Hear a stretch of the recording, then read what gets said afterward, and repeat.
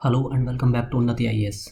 UPSC, ALC और APFC के syllabus में हम लेबर लॉस की सीरीज़ देख रहे थे और लेबर लॉस का आज हमारा 7वां लेक्चर है। आज के लेक्चर में हम मजदूरी भुगतान अधिनियम 1936 के बारे में डिटेल से चर्चा करेंगे। लेकिन उससे पहले एक इम्पॉर्टेंट न्यूज़ कि अगर आप हमारे कोर्स की पीडीएफ प्राप्त करना चाहते हैं तो हमसे दिए गए डिस्क्रिप्शन में दिए गए कॉन्टैक्ट नंबर पर व्हाट्सएप कर सकते हैं और पीडीएफ प्राप्त कर सकते हैं। और उन लोगों के लिए एक न्यूज़ जो हमसे ऑलरेडी पीडीएफ प्राप्त कर चुके हैं, बहुत से बच्चों की क्यूरीज है कि हमने 3 लेक्चर्स की पीडीएफ नहीं दी है, जिसमें से ठेका श्रम अधिनियम, कॉन्ट्रैक्ट लेबर एक्ट, उपदान भुगतान अधिनियम और भवन निर्माण, building and other construction service act 1996। इन 3 की पीडीएफ अभी हमने प्रोवाइड नहीं की है। ये हमने आपको शुरुआती लेक्चर्स में भी बताया था।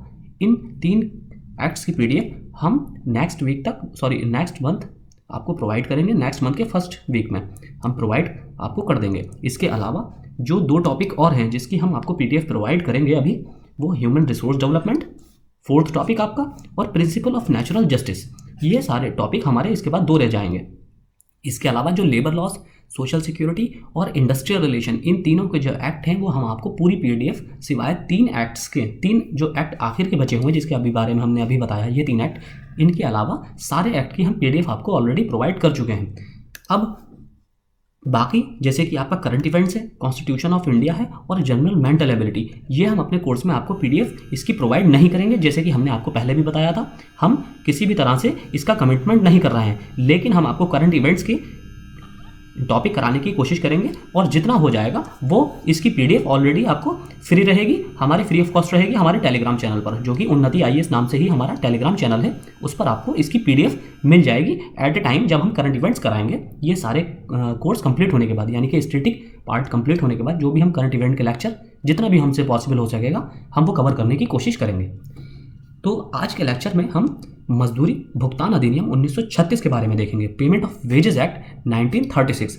जैसे कि हमने आपको पहले भी बताया था, हालांकि आपके सिलेबस में लेबर लॉस स्पेशली मेंशन है, पूरा टॉपिक ही आपको पढ़ना है, लेकिन जो उसके अंदर भी आपको एक्स्ट्रा स्पेशली मेंशन करके दे दिए गए हैं जो लॉस, जैसे कि industrial dispute act, payment of wages act, minimum wages act, contract labour act, child labour act, payment of gratuity act, building and other construction act, ये स्पेशल एक्ट्स जो हैं आपको डीपली तैयार करना है, ये हम आपसे बार बार कह रहे हैं। लेकिन अब साथ ही कुछ एक्ट ऐसे भी हैं, जैसे कि हमने यहाँ 17 एक्ट की लिस्ट आपको प्रोवाइड की है। इनमें आपके सोशल सिक्योरिटी के भी एक्ट हैं, सोशल सिक्योरिटी से भी रिलेटेड हैं, इंडस्ट्रियल रिलेशन से भी रिलेटेड हैं और साथ ही लेबर लॉज से भी रिलेटेड हैं। हालांकि लेबर लॉज और इंडस्ट्रियल रिलेशन पूरा एक ही सब्जेक्ट होता है, ये अलग अलग नहीं होता है। इसको बहुत से बच्चे अलग अलग समझते हैं, लेकिन industrial relation and labour laws ये पूरा एक टॉपिक होता है। तो ये सारे टॉपिक ही, ये सारे एक्ट हमने इन 17 एक्ट्स में आपको डिवाइड करके दे दिए हैं। अब इसमें भी तीनों ही तरह के एक्ट हैं। कुछ एक्ट आपस में बिल्कुल सेपरेट हैं, सोशल सिक्योरिटी के अलग, लेबर लॉज अलग और आईआर अलग, और कुछ एक्ट आपस में ओवरलैप भी होते हैं, जैसे कि आपका ग्रेच्युटी एक्ट और ईपीएफओ से संबंधित जो एक्ट हैं, परिवार पेंशन योजना एक्ट, फैमिली पेंशन, तो ये सारे social security plus labour laws, ये दोनों को से ही डील करते हैं, तो ये ओवरलैप होते हुए टॉपिक हैं। तो हम इसमें सारे ही एक्ट एक साथ कवर कर रहे हैं। तो इसी सीरीज में हमारा आज 6th एक्ट हम कवर करने जा रहे हैं, मजदूरी भुगतान अधिनियम 1936। हर एक्ट की तरह हम इस एक्ट में भी इसका थोड़ा बैकग्राउंड देखेंगे, फिर उसमें परिभाषाएं, और फिर जो महत्वपूर्ण प्रावधान हैं धाराओं के साथ, महत्वपूर्ण धाराओं के साथ, क्योंकि एएलसी में आपसे धाराओं से भी क्वेश्चन पूछे जाते हैं। हालांकि एपीएफसी में, असिस्टेंट प्रोविडेंट फंड कमिश्नर की पोस्ट में, आपसे इस तरह का क्वेश्चन नहीं पूछा जाता है। एएलसी में आपसे क्वेश्चन डीप पूछा जाएगा। तो उसी सीरीज में शुरू करते हैं। देखिए, सबसे पहले इस मजदूरी भुगतान अधिनियम, पेमेंट ऑफ वेजेस एक्ट से संबंधित जो रिपोर्ट थी वो बॉम्बे रॉयल कमीशन द्वारा 1929 में प्रदान की गई, उपलब्ध कराई गई थी। और इसमें उजागर किया गया था किस चीज़ को, जो इंडस्ट्रियलिस्ट होते हैं, जो बिजनेसमैन होते हैं, उनके द्वारा जो एक्सप्लॉयटेशन किया जाता है, उस एक्सप्लॉयटेशन को उजागर किया गया था इस बॉम्बे रॉयल कमीशन की रिपोर्ट में, जो कि 1929-30 में आई थी। अब इसको आप इस तरह से भी याद रख सकते हैं, क्योंकि 1930 में ही दांडी मार्च हुआ था, तो आप इस तरह से इसको एक्ट को अपनी स्टैटिक जीके से कनेक्ट करके भी याद कर रख सकते हैं। फिर 1934 में बिल असेंबली में पेश किया गया। अब देखिए, क्योंकि 1934-36 का ही वो टाइम था जब प्रांतीय चुनाव हुए थे, भारत में प्रांतीय चुनाव हुए थे, क्योंकि 1935 का गवर्नमेंट ऑफ इंडिया एक्ट आया था। उसके बाद जो प्रांतीय चुनाव हुए थे तो उससे पहले जो प्रांतीय चुनाव हुए थे उसमें कमोबेश हर जगह जो कांग्रेस गवर्नमेंट थी वो सत्ता पर काबिज हुई 6 स्टेट्स में अलग अलग। तो ये आप अपनी स्टैटिक पार्ट से कनेक्ट करते हुए जिस तरह आप बेहतर समझें उसको याद रखने की कोशिश कर सकते हैं। अब इसको कब से लागू किया गया? 28 मार्च 1937 से इसे लागू किया गया। फिर है इसमें आगे, इसमें 1937, 40, 50, 51, 55, 57 में अलग अलग समय पर अमेंडमेंट किए गए, संशोधन किए गए, अलग अलग संशोधन किए गए और 1956-64 में इसमें संशोधन करके आवश्यक अल्प परिवर्तन किए गए और 1 फरवरी 1965 से इसको लागू किया गया। अब मजदूरी भुगतान संशोधन अधिनियम 1976 पास किया गया, जिसे 12 फरवरी 1976 को गजट में प्रकाशित किया गया। फिर इसमें कब संशोधन हुआ? 1982 में। ये इसका थोड़ा एक हिस्टोरिकल बैकग्राउंड है और स्टेप बाय स्टेप जो इसकी क्रोनोलॉजी है, किस तरह ये आज की करंट फॉर्म में आया है, ये उसके बारे में बताया गया है। अब शुरू होता है हमारा इंपॉर्टेंट एक्ट के प्रावधान। अधिनियम का संक्षिप्त नाम, इस अधिनियम का संक्षिप्त नाम क्या है? मजदूरी भुगतान अधिनियम 1936, पेमेंट ऑफ वेजेस एक्ट। क्योंकि देखिए इस एक्ट को कभी भी ऐसा होता है, कोई भी एक्ट बनता है तो वो जिस एक्ट पहली बार जब वो बनता है तो उस एक्ट को उस जिस ईयर बनाया गया है उसी ईयर के संदर्भ में देखा जाता है। जैसे कि मान लीजिए कोई एक्ट 1912 में बनाया गया है तो उसको 1912 के ही संदर्भ में देखा जाए, भले ही अब 2021 चल रही है तो उसको यही कहा जाएगा दिस XYZ एक्ट 1912, चाहे इसमें एक 100 बार भी संशोधन क्यों ना हो गया हो, अमेंडमेंट इसमें 100 बार क्यों ना हो गया हो। लेकिन अब इसमें एक दूसरी कंडीशन होती है, कोई भी एक्ट अपनी बेसिक फॉर्म में यानी कि फंडामेंटल फॉर्म में, मूल फॉर्म में ही पढ़ा जाता है। जैसे कि हमने अभी एग्जांपल दिया XYZ एक्ट 1912। लेकिन अगर मान लीजिए यही XYZ एक्ट पूरा रिपील करके 2010 में दोबारा से बनाया जाता है तो अब इसको 1912 एक्ट नहीं पढ़ा जाएगा। अगर इसको पूरे का पूरा रिपील कर दिया गया और इसको दोबारा बनाया गया तो इसको पढ़ा कैसे जाएगा? XYZ act 2010। जैसे कि इसका एक करंट उदाहरण है आपका कंपनीज एक्ट। कंपनीज एक्ट जो था वो 1956 का एक्ट था और अब तक यही चलता आ रहा था, लेकिन 2013 में पूरे के पूरे कंपनीज एक्ट को रिपील किया गया और नया कंपनी एक्ट 2013 लागू किया गया। अब इसको हम आज तक कंपनीज एक्ट 2013 से लेकर 2021 तक इन 8 सालों में हम इसको कंपनीज एक्ट 2013 ही क्यों पढ़ते हैं? भले हालांकि इसमें 2014 में भी संशोधन हुआ है, 15 में भी संशोधन हुआ है, 16 में भी हुआ है, 17 में भी हुआ है, 20 में भी हुआ है और 19 में भी हुआ है। इसमें लगातार संशोधन हुए हैं, फिर भी हम इसको 2013 पढ़ते हैं क्योंकि इसमें ये अमेंडमेंट किए गए हैं, कुछ प्रावधान में अमेंडमेंट किए गए हैं, प्रोविजंस में अमेंडमेंट किए गए हैं। लेकिन ये पूरा का पूरा एक्ट जियो का त्यों बाकी चलता चला आ रहा है। अगर इसको फिर से रिपील करके नया एक्ट लाया जाएगा तो फिर इसकी कोई महत्व नहीं रह जाएगा, कोई भी इंपॉर्टेंस नहीं रह जाएगा। तो इसी तरह से उसको किसी भी एक्ट को उसकी बेसिक फॉर्म में ही पढ़ा जाता है। लागू होने का समय, यह अधिनियम 1936 से पारित किया गया, लेकिन केंद्र सरकार द्वारा 28 मार्च 1937 को ये प्रवर्तन में आया, यानी कि एनफोर्समेंट में आया। फिर है अधिनियम का विस्तार और उद्देश्य। सबसे पहले कोई भी अधिनियम बनाने का, जैसे कि हमने आपको बताया कि हर अधिनियम का कोई ना कोई उद्देश्य रहता है। ये संपूर्ण भारत में विस्तारित है, सभी प्रतिष्ठानों के लिए, यानी कि जितने भी एस्टैब्लिशमेंट हैं उन सभी के लिए निम्न व्यक्तियों के मजदूरी भुगतान पर लागू होता है। अब कौन कौन सी लोगों की ये मजदूरियों पर लागू होता है? पहला, किसी भी कारखाने या उद्योग में नियोजित व्यक्ति, यानी कि कोई भी ऐसा व्यक्ति जो किसी फैक्ट्री में एम्प्लॉयड है या फिर किसी उद्योग में एस्टेब्लिशमेंट में एम्प्लॉयड है। यहाँ पर कंपनी का जिक्र नहीं है, कंपनीज के लिए कंपनी एक्ट अलग है। फिर है रेलवे प्रशासन द्वारा नियोजित व्यक्ति। अगर रेलवे एडमिनिस्ट्रेशन द्वारा कोई भी व्यक्ति ठेके पर रखा गया है तो उस पर भी ये लागू होगा। फिर प्रत्यक्ष या परोक्ष रूप से ठेकेदार द्वारा नियोजित व्यक्ति, इसका क्या मतलब है? डायरेक्टली या इनडायरेक्टली तौर पर जो भी ठेकेदार द्वारा कॉन्ट्रैक्टर द्वारा जो नियोजित किया गया व्यक्ति है। जैसे कि मान लीजिए आपकी कोई कंपनी है ABC और आप उसके ऑनर हैं और आप पेन का प्रोडक्शन करते हैं। अब पेन का प्रोडक्शन के लिए आपने मान लीजिए यहाँ पर कंपनी किसी ठेकेदार को ठेका दे दिया कि आप प्लास्टिक लाइए और हम आपको ठेका देते हैं 1 लाख रुपए का। 1 लाख रुपए का हम आपको ठेका देते हैं, आप हमें 1000 पेन बनाकर दीजिए। 1000 पेन बनाकर दीजिए। अब इसका मतलब ये है, भले ही वो ठेकेदार अपने पास से लेबर ला रहा है, लेकिन उसको भी आपकी ही कंपनी में नियोजित होने की वजह से, चाहे वो आपके द्वारा डायरेक्टली एम्प्लॉयड किया गया हो या इनडायरेक्टली, चाहे आपने ही इसी बीच में, ये तो हो गया आपके द्वारा इनडायरेक्टली नियोजित किया हुआ, क्योंकि ये ठेकेदार ने नियोजित किया इस व्यक्ति को। लेकिन एक दूसरा तरीका भी है, जैसे कि मान लीजिए अब इसी बीच आपने इस ठेकेदार से ये कहा कि ये मेरा मैनेजर है, ये मैं अपॉइंट करूंगा, मैनेजर मेरा अपॉइंट होगा और ये आपका सारे काम को सुपरवाइज करेगा, देखेगा, देखरेख करेगा।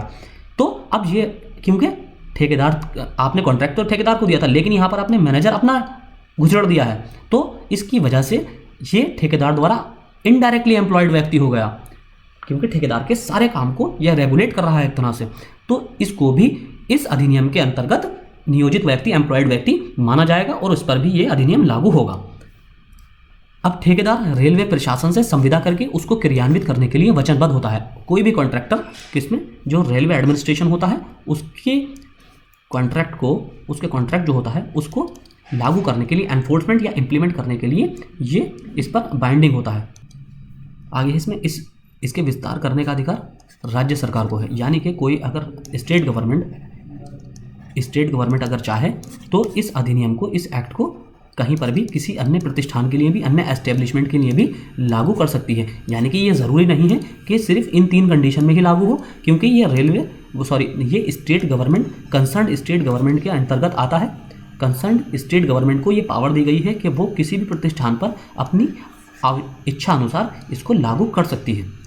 3 महीने पूर्व बस सिर्फ क्या करेगी, उसमें अगर कहीं किसी अन्य एस्टेब्लिशमेंट पर लागू करना है तो 3 महीने पहले, 3 मंथ अर्लियर उसको नोटिस देना होगा उस कंपनी को या उस प्रतिष्ठान को या इंडस्ट्री को, कि जहाँ पर, या फैक्ट्री को, कि जिस फैक्ट्री या एस्टेब्लिशमेंट में इस अधिनियम को राज्य सरकार लागू करना चाहती है। फिर अधिनियम में पहले 400 रुपये तक की मासिक औसत मजदूरियों पर लागू होता था। यानी कि पहले ये अधिनियम ऐसे व्यक्तियों या ऐसे प्रतिष्ठानों पर लागू होता था जहां पर ऐसे लोग नियोजित थे, ऐसे पर्सन या ऐसे एम्प्लॉय नियोजित थे, एम्प्लॉयड थे, कि जिनका मासिक वेतन 400 रुपये या इससे कम था, 400 रुपये या इससे कम था। ऐसे व्यक्तियों या प्रतिष्ठानों पर यह लागू होता था। लेकिन 12 फरवरी 1976 से संशोधन किया गया और इसको कहाँ लागू किया गया, जहाँ औसत मजदूरी जो है वो 1000 रुपये प्रति माह मिलती है। यानी कि 1000 रुपये प्रति माह तक वाली औसत मजदूरी वाले प्रतिष्ठानों पर इसको लागू किया गया है। अब इस अधिनियम में 1936 उद्योग में नियोजित कुछ वर्गों के लोगों की मजदूरी भुगतान को नियमित करता है। फिर ये इसमें कुछ डिटेल दी गई है। 1982 में जो इसमें संशोधन किया गया है उसमें मजदूरी सीमा को 1600 रुपये प्रति माह कर दिया गया है। यानी कि सबसे पहले 400 रुपये थी जब 1936 में ये एक्ट बनाया गया था। उसके बाद 1972 में इस मजदूरी को कितना किया गया, 400 से 1000 रुपये। और अब 1982 में जब संशोधन किया गया तो ये 1600 रुपये प्रति माह तक वाली सभी मजदूरियों पर ये अधिनियम लागू होता है। अधिनियम के उद्देश्य का, यानी कि इसकी प्रेम्बल जो है उसी में अधिनियम के उद्देश्यों का उल्लेख मिलता है। पहला, नियोजित कर्मचारियों की जो 1600 रुपये मासिक मजदूरी पाते हैं, मजदूरी भुगतान और उससे संबंधित अन्य बातों को विनियमित करना और एक विशिष्ट रूप में उनका भुगतान सुनिश्चित करना। दूसरा, नियमित अवधियों पर भुगतान करना, यानी कि जो फिक्स टाइम पीरियड है उसी फिक्स टाइम पीरियड के अंतर्गत मजदूरी का, वेजेस का पेमेंट होना चाहिए। तीसरा, क्योंकि नाम ही इसका मजदूरी भुगतान अधिनियम, यानी कि मजदूरी का भुगतान करना, मजदूरी का नियमित भुगतान करना, समय पर भुगतान करना और न्यूनतम वेतन की सीमा को अंतर्गत उसको भुगतान करना। मजदूरी से अनधिकृत और अवैध कटौतियों पर प्रतिबंध लगाना, यानी कि बिना वजह की जो कटौती की जाती है, डिडक्शन किया जाता है सैलरीज में, उन डिडक्शन पर रोक लगाना, प्रतिबंध लगाना। अब है अधिनियम के अंतर्गत परिभाषाएं। जैसे कि हम आपको हर लेक्चर में बताते हैं कि कोई भी अधिनियम बिना उसके इंटरप्रिटेशन के बिल्कुल नल एंड वॉइड होता है। अधिनियम का सबसे पहला उद्देश्य ही यही होता है कि उसके अंतर्गत जो इम्पॉर्टेंट वर्ड्स हैं, जो टर्मिनोलॉजी है, उस टर्मिनोलॉजी को इंटरप्रिटेशन करना। पहला है इसमें नियोजित व्यक्ति। लगभग सभी अधिनियम में आपको जो कॉमन जो डेफिनेशंस होगी वो सबकी सेम मिलेगी। जैसे कि नियोजित व्यक्ति कौन सा है, कर्मकार क्या होता है, तरुण की क्या परिभाषा है, बालक की क्या परिभाषा है, वयस्क की क्या परिभाषा है। तो इस तरह की जो डेफिनेशंस है वो हर अधिनियम में आपको सेम मिलेगी। जैसे कि समुचित सरकार क्या है, तो अब इसमें है नियोजित व्यक्ति, इसके अंतर्गत कर्मकार तथा उसकी मृत्यु होने पर उसके वैध प्रतिनिधि शामिल हैं। देखिए बहुत इंपॉर्टेंट फैक्ट है ये। मजदूरी भुगतान अधिनियम के अंतर्गत नियोजित व्यक्तियों में निम्नलिखित में से कौन कौन शामिल होते हैं? कर्मकार, उसकी डिपेंडेंट या उसकी पत्नी, उसके बच्चे। इस तरह से आप उसके स्टेटमेंट में क्वेश्चन देकर पूछा जा सकता है। तो आपको पता होना चाहिए सिर्फ कर्मकार ही इसमें, एम्प्लॉय ही नियोजित व्यक्ति के अंतर्गत शामिल नहीं है। उसकी मृत्यु होने पर उसकी पत्नी यानी कि उसके डिपेंडेंट्स, उसकी वाइफ, उसके बच्चे और उसके माता पिता अगर वृद्ध हैं तो वो भी इसमें शामिल होंगे। नियोजक एम्प्लॉयर के अंतर्गत, इसके अंतर्गत किसी प्रतिष्ठान का मालिक या उसकी मृत्यु होने पर उसके वैध प्रतिनिधि शामिल हैं। प्राइवेट लिमिटेड कंपनियों के निदेशक ही नियोजक माने जाएंगे, यानी कि जो प्राइवेट लिमिटेड कंपनी होगी उसके जो डायरेक्टर होंगे, निदेशक होंगे, वही कंपनियों के ऑनर माने जाएंगे, यानी कि एम्प्लॉयर माने जाएंगे। फिर है मजदूरी। इससे तात्पर्य उन सभी मजदूरियों से है चाहे वेतन, भत्ते या किसी भी रूप में धन के रूप में दिया जाता है।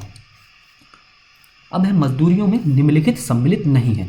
अब पेमेंट ऑफ वेजेस एक्ट 1936 के अनुसार क्या क्या कौन कौन सी आर्थिक मदद या आर्थिक आपूर्ति मजदूरियों की श्रेणियों में नहीं आती है। पहला है कोई बोनस, चाहे लाभ की योजना के अधीन दिया गया हो या नियोजन की शर्तों के अधीन दिया गया हो, ये धनराशि यानी कि वेजेस का पार्ट नहीं होगा। कोई भी एम्प्लॉयर किसी भी तरह का बोनस देकर ये नहीं कह सकता कि हमने इसमें सैलरी को एडजस्ट कर दिया है।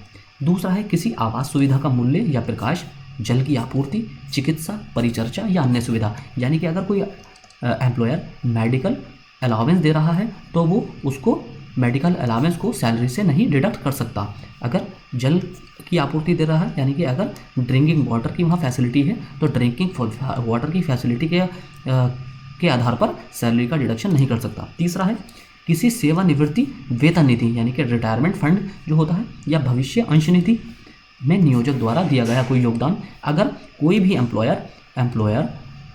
एम्प्लॉय की तरफ से प्रोविडेंट फंड में कंट्रीब्यूशन दे रहा है तो उसको सैलरी से, एम्प्लॉय की सैलरी से डिडक्ट नहीं कर सकता। चौथा, कोई यात्रा भत्ता यानी कि ट्रेवल अलाउंस या किसी यात्रा संबंधी रियायत का मूल्य तथा ओवरटाइम भत्ता, यानी कि अगर कोई ओवरटाइम दे रहा है कोई एम्प्लॉयर अपने एम्प्लॉय को या फिर ट्रेवलिंग अलाउंस दे रहा है तो इस आधार पर इसे सैलरी से डिडक्शन नहीं कर सकता। फिर है पांचवा, किसी नियोजित व्यक्ति को उसके नियोजक की प्रकृति के कारण उस पर पड़े विशेष व्यय की पूर्ति के लिए दी गई धनराशि, यानी कि अगर कोई खतरे वाला काम है और उस खतरे वाले काम की वजह से कोई एक्स्ट्रा उसको अलाउंस दिए जा रहे हैं तो उन अलाउंस को सैलरी में एडजस्ट नहीं किया जा सकता। यानी कि अगर मान लीजिए किसी की सैलरी 12,000 है और अचानक उसको कोई खतरे वाला काम दे दिया जाता है, यानी कि ऐसा काम जिसमें किसी शारीरिक नुकसान होने का खतरा हो, जैसे कि केमिकल प्लांट के अंतर्गत, और उसको ये कहा जाता है एम्प्लॉय को हम आपको 4,000 रुपये एक्स्ट्रा देंगे, 4,000 रुपये एक्स्ट्रा देंगे, 16,000 देंगे, 12,000 की जगह आप कल से इस वाले डिपार्टमेंट में काम करोगे, केमिकल वाले में। तो अब इस आधार पर उसको 4,000 रुपये एक्स्ट्रा देकर ये नहीं कहा जा सकता कि हमने 4,000 दे दिया, अब हम आपको 8,000 देंगे, यानी कि 12,000 जो सैलरी तय हुई थी वही देंगे। नहीं, उसको एक्स्ट्रा वो अलाउंस है उससे सैलरी का कोई मतलब नहीं है। सैलरी उसकी 12,000 ही होगी, प्लस उसको 4,000 अलाउंस एम्प्लॉयर अपने तरफ से अलग से देगा। ये हम एग्जाम्पल के तौर पर बता रहे हैं। आगे इसमें अधिनियम के अंतर्गत नियोजक का उत्तरदायित्व, मजदूरी और संरक्षण, responsibilities of the employer under the act protection of wages. अब मजदूरी भुगतान का दायित्व, धारा 3 जो है सेक्शन 3 नियोजक के लिए अपने अधीन नियोजित व्यक्तियों को मजदूरी का भुगतान करना आवश्यक बताती है। इस अधिनियम की धारा का उल्लंघन होने पर नियोजक को, एम्प्लॉयर को दंडित करने की व्यवस्था की गई है। यानी कि अगर सेक्शन 3 का वायोलेशन होता है तो इस पर एम्प्लॉयर को दंडित करने की का प्रावधान किया गया है। धारा 3 के अनुसार प्रत्येक नियोजक का मुख्य और प्राथमिक कर्तव्य, यानी कि मेन और पहला कर्तव्य है कि वो नियोजित व्यक्तियों की मजदूरी की देनगी करे, यानी कि टाइम पर मजदूरी का भुगतान करेगा। दूसरा है मजदूरी कालावधियों को नियत करने का दायित्व, यानी कि मजदूरी जो है, वेजेस जो है, उनको उनका टाइम पीरियड फिक्स होने का जो रेस्पॉन्सिबिलिटी है वो भी एम्प्लॉयर की होगी। नियोजक का द्वितीयक दायित्व, यानी कि जो भी एम्प्लॉयर है उसका सेकंड रेस्पॉन्सिबिलिटी क्या है, वो इसका उल्लेख धारा 4 में किया गया है, सेक्शन 4 में किया गया है, जिसके अनुसार धारा 3 के अंतर्गत मजदूरी का भुगतान करने के लिए उत्तरदायी व्यक्ति, यानी कि जो व्यक्ति उत्तरदायी है, यानी कि एम्प्लॉयर अगर ऑनर कंपनी का, उसने किसी को, अकाउंटेंट को रेस्पॉन्सिबल कर रखा है कि आप इस फर्स्ट मंथ की पहली तारीख को आप सभी एम्प्लॉय की सैलरी डिस्ट्रीब्यूट करेंगे। तो अब इस उत्तरदायी व्यक्ति यानी कि इस अकाउंटेंट की जिम्मेदारी होगी कि अधिनियम में मजदूरी कालावधियों के रूप में उस कालावधियों को निर्दिष्ट करेगा जिसमें मजदूरी प्रदान की जाएगी। यानी कि अगर ऑनर जो है, कंपनी का ऑनर यानी कि एम्प्लॉयर ने कह रखा है अपने अकाउंटेंट को कि हर महीने की पहली तारीख को आप सभी की सैलरी देंगे, तो इस सैलरी की पहली तारीख जो होगी वो अकाउंटेंट अब इसके लिए जिम्मेदार होगा कि वो हर महीने की पहली तारीख को सैलरी सबको प्रोवाइड कर दे। फिर है मजदूरी का चालू सिक्के या चालू मुद्रा में भुगतान करने का दायित्व। धारा 6 नियोजक के तीसरे कर्तव्य तथा दायित्व का उल्लेख करती है कि वो अपने अधीन नियोजित व्यक्तियों को मजदूरी की देनगी चालू सिक्के या करेंसी मुद्रा में करे। यानी कि बहुत इंपॉर्टेंट प्रावधान ये भी है कि सेक्शन 6 ये कहता है, इस अधिनियम का सेक्शन 6 ये कहता है कि एम्प्लॉयर का जो थर्ड रेस्पॉन्सिबिलिटी होगी वो ये होगी कि वो जो सैलरी पे करेगा अपने एम्प्लॉय को वो किस में करेगा, जो चालू सिक्के होंगे, चालू सिक्के यानी कि करंट करेंसी जो होगी, या करेंसी नोट्स में या करेंसी सिक्कों में। फिर है रजिस्ट्रार तथा अभिलेखों के अनुरक्षण का दायित्व। धारा 13 का के अनुसार सेक्शन 13 क्लॉज ए के अनुसार प्रावधान है कि प्रत्येक नियोजक, हर एम्प्लॉयर ऐसे रजिस्ट्रार तथा अभिलेखों को रखेगा। अभिलेख होते हैं रिकॉर्ड्स को रखेगा और उनका अनुसरण करेगा, जिसके द्वारा नियोजित व्यक्तियों के विवरण और उनके द्वारा किए गए कार्यों की प्रविष्टि की जाएगी। फिर है निरीक्षकों को सुविधाएं प्रदान करने का दायित्व। धारा 14 यानी कि सेक्शन 14 प्रत्येक नियोजक पर यह दायित्व आरोपित करती है कि वो हर संभव युक्त सुविधाएं निरीक्षकों के प्रवेश, पर्यवेक्षण, परीक्षण तथा जांच के दौरान प्रदान करें। यानी कि धारा 14 जो है इस अधिनियम का सेक्शन 14 ये कहता है कि हर एम्प्लॉयर अपने इस्टेब्लिशमेंट में या अपनी फैक्ट्री में इस तरह का इंतज़ाम करेगा जिससे इसकी रिस्पॉन्सिबिलिटी होगी एम्प्लॉयर की कि अगर कभी कोई इंस्पेक्टर आ जाए चेकिंग के लिए, कोई जैसे कि आप इंस्पेक्टर हैं, कमिश्नर हैं ALC, तो अगर आप फ़ौरन पहुंच जाएं, अचानक रेड डाल दें, तो आपके आने की वहाँ पर हर तरह का वहाँ पर इंतज़ाम होना चाहिए। यानी कि आपकी एंट्री का अच्छा इंतज़ाम होना चाहिए, ऑब्जर्वेशंस का, किसी भी तरह के परीक्षण का, टेस्टिंग का, सारी जांच का दौरान जो आप चीज़ मांगे वो आपको हर हालत में मिलना चाहिए। फिर है कटौती के मामले, भुगतान में विलंब और दोषपूर्ण मांग के लिए दंड तथा निर्णयार्थ प्राधिकारी। यानी कि जो भी कटौती अगर होगी, सैलरी से अगर किसी तरह का अनावश्यक डिडक्शन किया गया है, अगर विलंब किया गया है, देरी की गई है, यानी कि लेट पे किया गया है, फिर सैलरी को लेट पे किया गया है, तो इसमें या किसी भी तरह का अनावश्यक मांग की गई है एम्प्लॉय से, तो इसके लिए जो दंड का प्रावधान किया गया है और दंड का प्रावधान किस अधिकारी द्वारा जो ऑफिसर ये दंड देगा उसके बारे में धारा 15 में बताया गया है, सेक्शन 15 क्लॉज 1 में बताया गया है। इसमें राज्य सरकार प्राधिकारियों की नियुक्ति राजपत्र में अधिसूचना द्वारा करती है। निम्नलिखित व्यक्ति पदाधिकारी पद पर नियुक्त होने में अहर माने जाएंगे। यानी कि एलिजिबल, कौन से अधिकारी एलिजिबल होंगे इसके बारे में बताया गया है। पहला है किसी श्रम न्यायालय में पीठासीन अधिकारी, किसी भी लेबर कोर्ट में जो ऑफिसर होगा वो। दूसरा औद्योगिक न्यायाधिकरण का न्यायाधिकारी यानी कि judicial magistrate of industrial tribunal, किसी भी इंडस्ट्रियल ट्राइब्यूनल का जुडिशियल मजिस्ट्रेट। तीसरा है कर्मकारों के लिए प्रतिकर्थ आयुक्त, कंपनसेशन कमिश्नर, कर्मकारों का एम्प्लॉई के लिए जो कंपनसेशन कमिश्नर होता है उसे भी नियुक्त किया जा सकता है।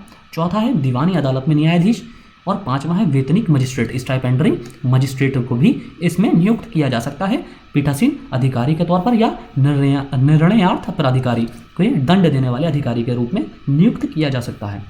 फिर है अब उपरोक्त में से किसी व्यक्ति नियुक्ति मजदूरी विषयक मांगों के निराकरणार्थ की जा सकती है, लेकिन उनकी नियुक्ति उस पद पर औद्योगिक विवाद अधिनियम 1947 के अंतर्गत यह राज्य में प्रचलित औद्योगिक विवादों की खोज तथा निपटारा करने से संबंधित किसी तदनुरूपी विधान के अधीन होगी।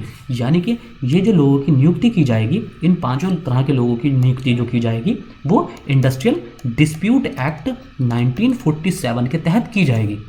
आगे है प्राधिकारी की क्षेत्र अधिकारिता यानी कि ज्यूरिसडिक्शन ऑफ द अथॉरिटी, यानी कि जो प्राधिकारी यानी कि जो मजिस्ट्रेट नियुक्त किया जाएगा सुनवाई के लिए, उसका क्षेत्र अधिकार कितना होगा, टेरिटरी कितनी होगी, उनके क्षेत्र का स्पष्टीकरण नियुक्ति के समय प्रारंभ में ही कर दिया जाएगा ताकि कटौतियों या भुगतान में विलंब के विषय में उठने वाले दावों को वो देख सके।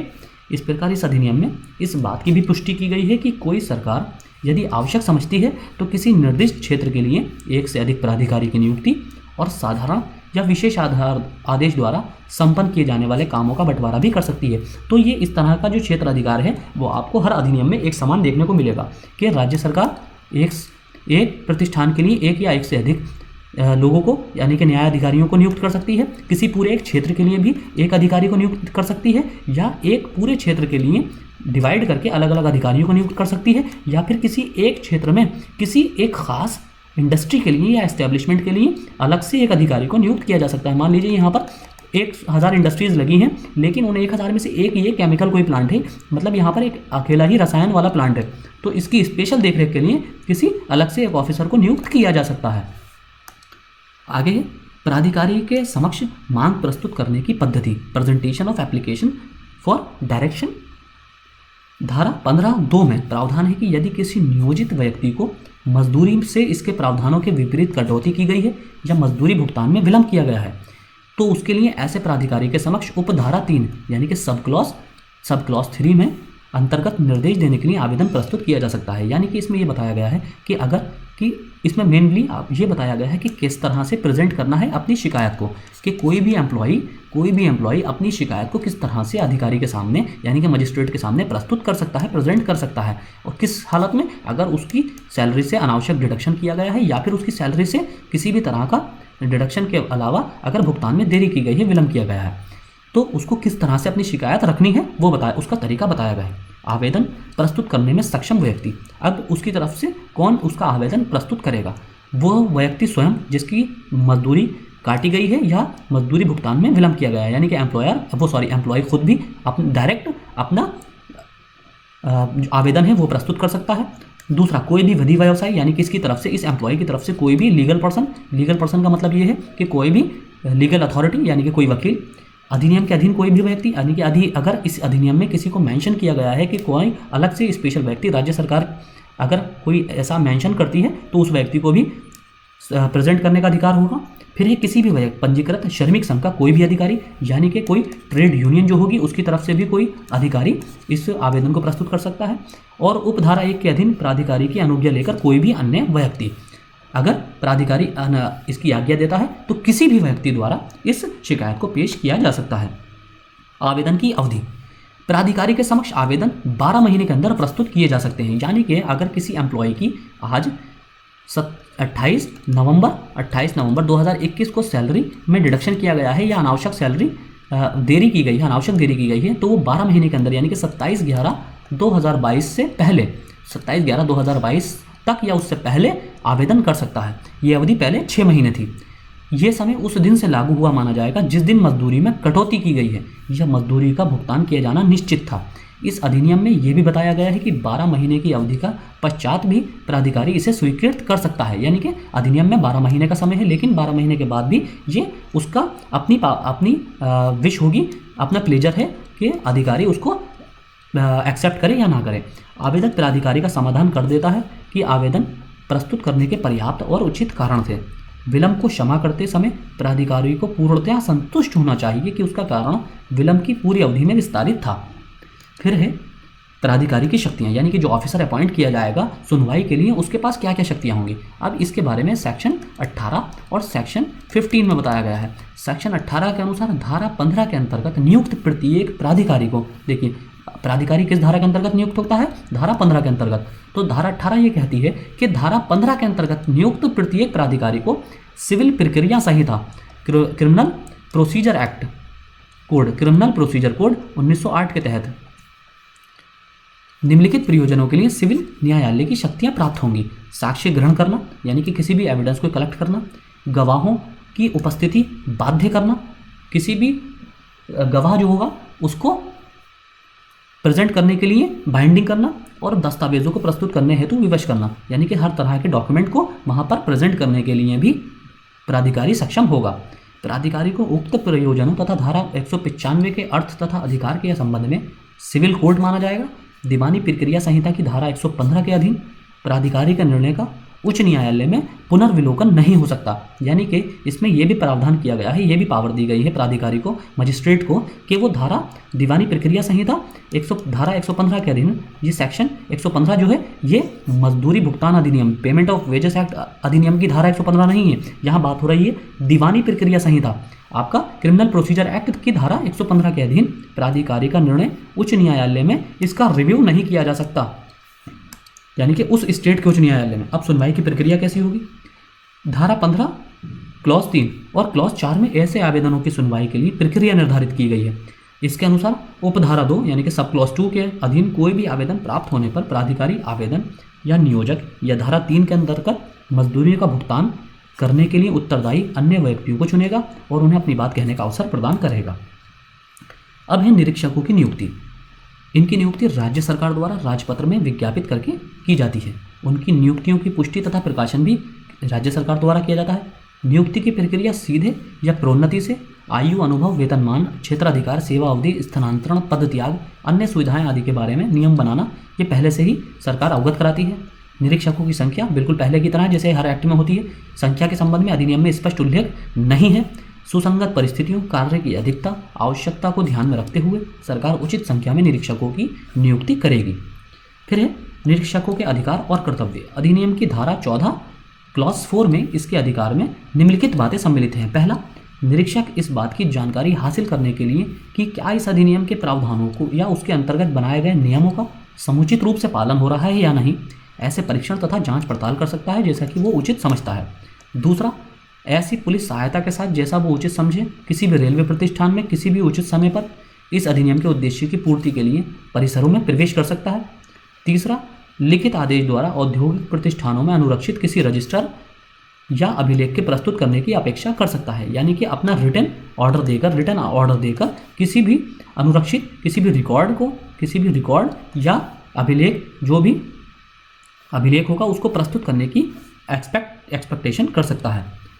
अब अपील, इसके विरुद्ध, निरीक्षक के विरुद्ध कहाँ अपील की जा सकती है? धारा 17 में अपील का उपबंध है। धारा 15 क्लॉज 2 में प्रस्तुत आवेदन के पूर्णतया या अंशतः खारिज करने पर अपील की जा सकेगी। यानी कि अगर कोई भी मजिस्ट्रेट या फिर इंस्पेक्टर जो कि नियुक्त किया गया है, अगर वो सुनवाई को खारिज कर दे, यानी कि एप्लीकेशन लिया गया, शिकायत का एप्लीकेशन इनके पास लेकर जाया गया एम्प्लॉय द्वारा, और ये इस एप्लीकेशन को खारिज कर दें या कैंसिल कर दें या इस पर कोई सुनवाई ना करें, तो इस अधिनियम के प्रावधानों के विपरीत किसी भी नियोजित व्यक्ति की मजदूरी में से कटौती कर ली गई है, उसके किसी भुगतान में विलंब किया गया है, तो ऐसा व्यक्ति स्वयं कोई भी विधि व्यवसायी या ट्रेड यूनियन के किसी भी अधिकारी द्वारा अपील के लिए आवेदन कर सकता है।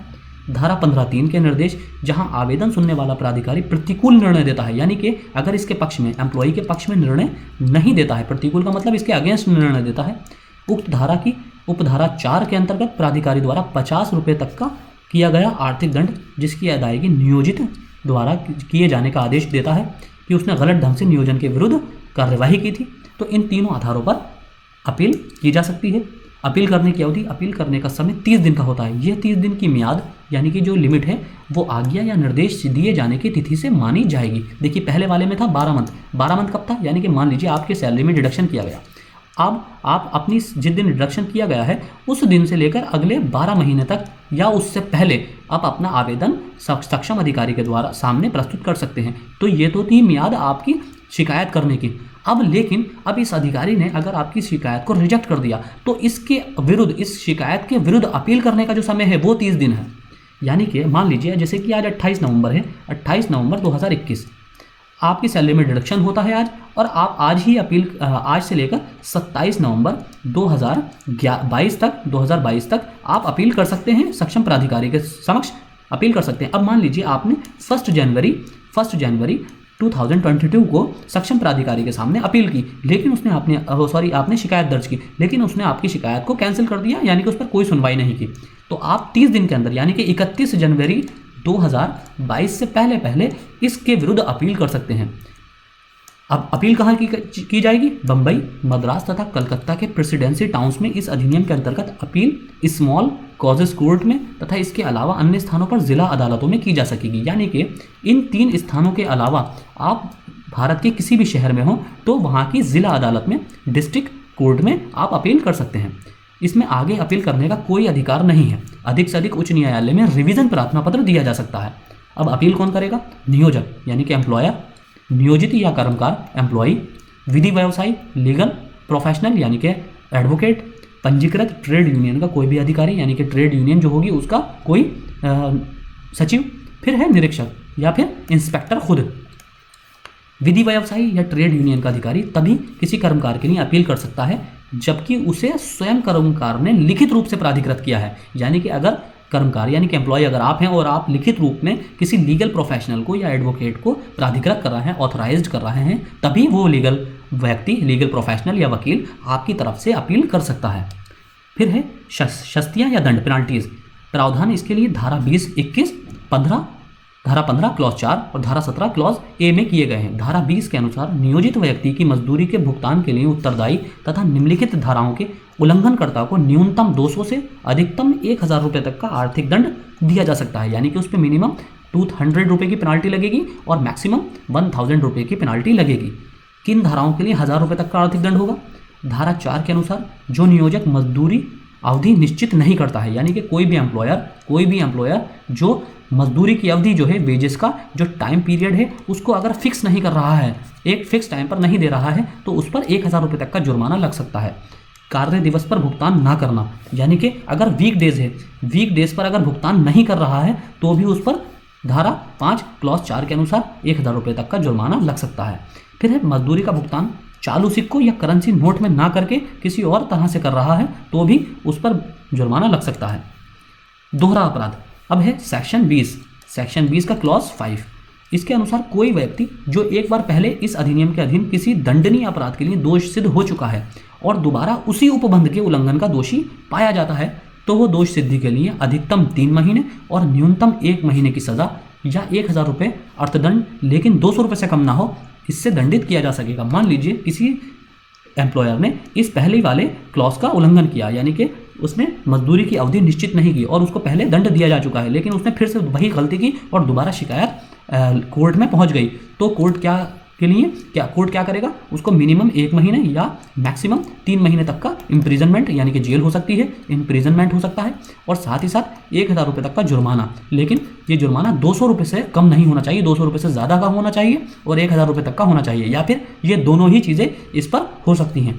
लेकिन दोबारा अपराध होने में 2 वर्ष से कम का समय हुआ हो। लेकिन अब ये भी कंडीशन है कि अगर इसने दोबारा जो अपराध किया है, ये टाइम फिक्स टाइम में सैलरी नहीं देने का, अगर इस अपराध में दोबारा अपराध करने में 2 वर्ष से कम का समय हुआ हो, यानी कि अगर आज 28 नवंबर 2021 को अपराध किया गया है और अगर यही अपराध दोबारा 27 नवंबर 2023 से पहले किया जाता है तो इस कंडीशन में उसको दोहरा अपराध माना जाएगा। अन्यथा अगर दोबारा 2024 में किया गया है तो फिर इसको दोहरा अपराध नहीं माना जाएगा, उसको पहले अपराध की तरह ट्रीट किया जाएगा।